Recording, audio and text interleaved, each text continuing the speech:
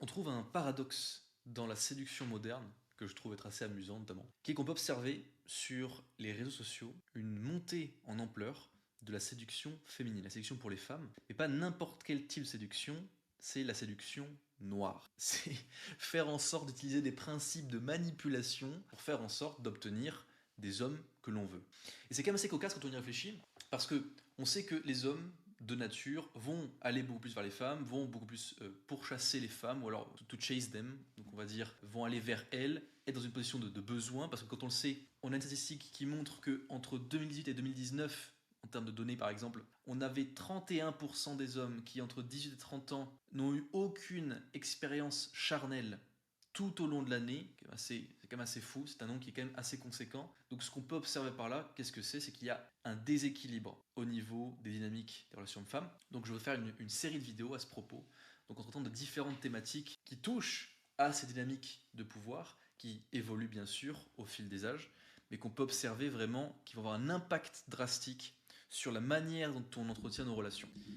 On va commencer donc sur cette première vidéo avec le fait que malgré une abondance de prétendants, les femmes cherchent à améliorer leur séduction. Et donc le paradoxe de la séduction féminine. Pourquoi est-ce le cas? Il y a différents aspects qu'on peut comprendre ici, mais l'aspect principal que j'ai pu relever, et dont j'aimerais parler sur cette vidéo en tout cas, c'est le fait que on va avoir cette tendance observable justement à des femmes qui vont vouloir des hommes qui ont une valeur supérieure à la leur. C'est-à-dire elles ne vont pas s'accommoder d'un homme, alors pas du tout d'un homme qui a une valeur inférieure à la leur, que très rarement d'un homme qui a une valeur similaire à la leur, et donc généralement viser des hommes qui ont une valeur supérieure à la leur. Et là on parle pas uniquement, je précise, dans le cadre d'une stratégie de dating long terme, mais même dans le cadre d'une stratégie de dating court terme. Voilà. Ce qui implique quoi? Ce qui implique que effectivement cette démarche, quand on sait qu'il y a des femmes, pour prendre vraiment des valeurs nominales simples et venir comprendre, qui ont une valeur intrinsèque, on va dire de 5 sur 10, pour faciliter la compréhension,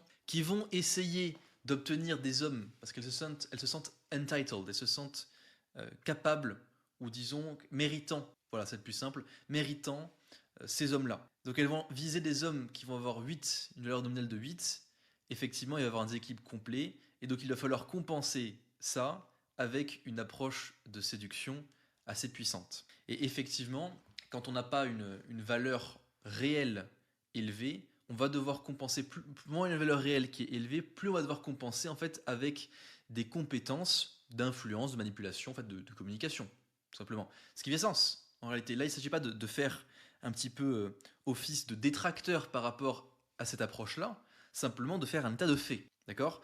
Et ce qui est quand même intéressant, c'est de voir à quel point ça s'est développé dans les années précédentes, alors que on a justement une majorité de femmes qui vont prôner une liberté, une indépendance, le fait de se donc libérer des hommes, du joug des hommes, et notamment de leur nature hypergamique. Et donc de la volonté que d'aller trouver un partenaire qui va avoir donc plus de moyens qu'elle, financiers bien sûr, mais aussi une capacité émotionnelle supérieure, etc. Donc en fait, fondamentalement, des qualités qui vont être supérieures aux siennes.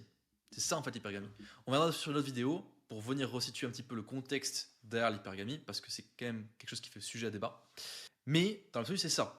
Alors même qu'elles, on va dire, prétendent, parce que on pourrait le dire, le fait de ne plus vouloir adhérer à ce modèle, on observe malgré tout une recrudescence des femmes qui vont s'adonner à une séduction manipulatrice afin d'atteindre, de toucher, d'affecter des hommes de qualité bien supérieure. Je laisse ça ici, posez-vous la réflexion.